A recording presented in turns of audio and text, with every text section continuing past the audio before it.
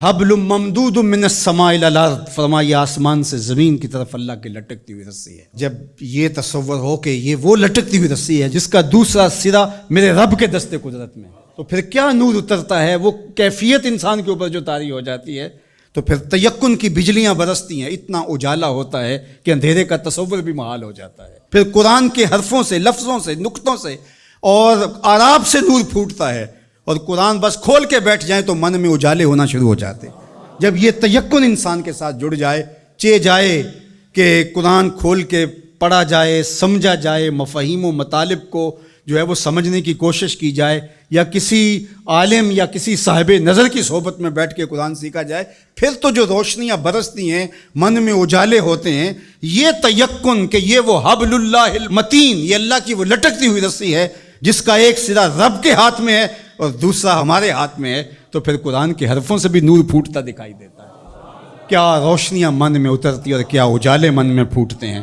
تو فرمایا وَمَنِ ابْتَغَى الْهُدَى فِي غَيْرِهِ أَضَلَّهُ اللَّهُ وَهُوَ حَبْلُ اللَّهِ الْمَتِينُ، وہ اللہ کی لٹکتی ہوئی رسی ہے۔ وَهُوَ الذِّكْرُ الْحَكِيمُ، اللہ اکبر، یہ حکمت والا ذکر ہے۔ اس سے ضیائیں بھی پھوٹتی ہیں، روشنیاں بھی پھوٹتی ہیں، اور حکمت کے اجالے بھی نکلتے ہیں اس کتاب کے۔ حرف حرف نور بانٹتا ہے، لفظ لفظ اجالے بانٹتا ہے۔ قرآن کے لفظ نہیں ہے بلکہ کتاروں کے اندر چراغ رکھے ہوئے ہیں۔ اللہ اکبر، اس کی روشنی کے اندر زندگی کی راہیں اجالی جاتی ہیں، اور پھر زندگی کا اسلوب نصیب ہوتا ہے۔ وَهُوَ الصِّرَاطُ الْمُسْتَقِيمُ، اور یہ بالکل سیدھی راہ ہے۔ سیدھی راہ قرآن بتاتا ہے۔ قرآن کی رہنمائی حاصل کرنے والے کبھی بھی گمراہ نہیں ہوتے، ان کی راہیں کبھی گم نہیں ہوا کرتی۔ پھر ارشاد فرمایا هُوَ الَّذِي لَا تَزِيغُ بِهِ الْأَهْوَاءُ، اللہ اکبر، یہ ایسی کتاب ہے جو خواہشات کو بے قابو نہیں ہونے دیتی۔ یہ کتنی بڑی بات میرے حضور نے فرمائی۔ انسان اپنی خواہشات کے پیچھے ہی لگ کر کے گمراہ ہوتا ہے۔ بلکہ میں آپ کو ایک اور بات بتاؤں، اور وہ یہ کہ ہر دور کے اسلوب بدلتے ہیں۔ اب خط تو نہیں آتا، اب میسج آتا ہے، دور بدل گیا ہے نا۔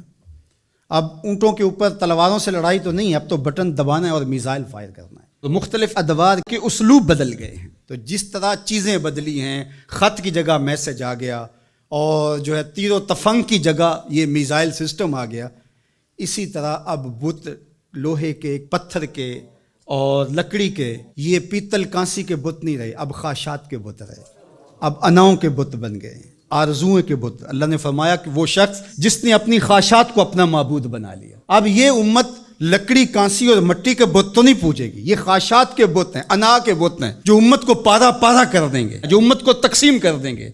میں بڑا ہوں، ہم چما دیگرے نیست، یہ بت ہیں، یہ پرستش ہے۔